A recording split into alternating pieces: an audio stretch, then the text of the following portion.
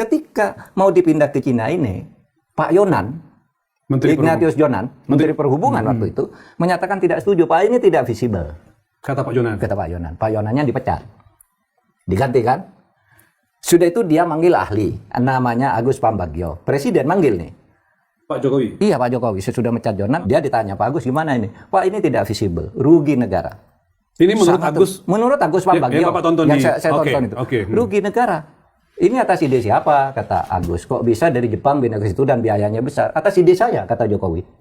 Kata Presiden. Atas ide saya sendiri, gitu. Ya sudah, kalau sudah ide Bapak, mau jadi kebijakan, kita nggak bisa apa-apa. Pergi si Agus. Ternyata sekarang nggak mampu bayar. Dan tidak mau bayar Purbaya. Menurut saya benar Purbaya. Gitu. Karena apa, Mas? Ini masalahnya sangat memberatkan bangsa. Kita membangun itu menghilangkan pembangunan untuk rakyat yang lain kan. Hanya disedot untuk ini gitu. Nah, apa akibatnya kalau misalnya nggak bayar? Satu, pilot. Dipilotkan.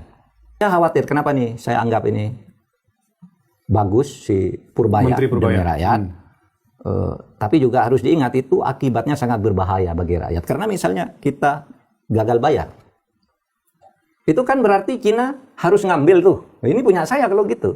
Tapi kan nggak mungkin ngambil barang di tengah kota, gitu kan? Pasti dia minta kompensasi ke samping. Misalnya Natuna Utara. Karena itu pernah terjadi ke Sri Lanka. Sri Lanka juga melakukan kayak gini, ya membangun pelabuhan, nggak mampu bayar, pelabuhannya diambil sampai sekarang oleh Cina karena Anda nggak bayar.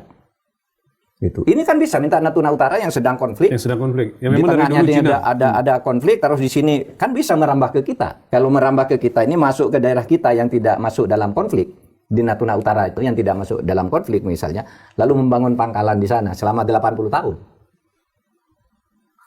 Ini mau diapakan? Nah, itu masalahnya.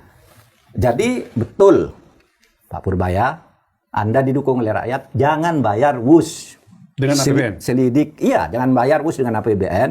Kemudian carikan jalan keluar agar tidak disita karena pilot atau karena apa. Tetapi masalahnya selesaikan secara hukum agar tidak terjadi lagi kepada anak bangsa kita. Karena kalau betul nanti sampai misalnya Natuna Utara diambil. Ini kekhawatiran Pak Mahfud ya, jangan sampai itu terjadi ya. Atau satu wilayah diminta sebagai kompensasi. Itu adalah pelanggaran terhadap ideologi dan konstitusi. Karena di dalam tujuan negara kita dari konstitusi itu melindungi segenap bangsa dan seluruh tumpah darah Indonesia. Kalau sampai ada satu wilayah diambil karena kita tidak punya bayar dan karena kelalaian kita dalam itu, berarti 1 meter tanah pun diambil negara asing, itu melanggar konstitusi.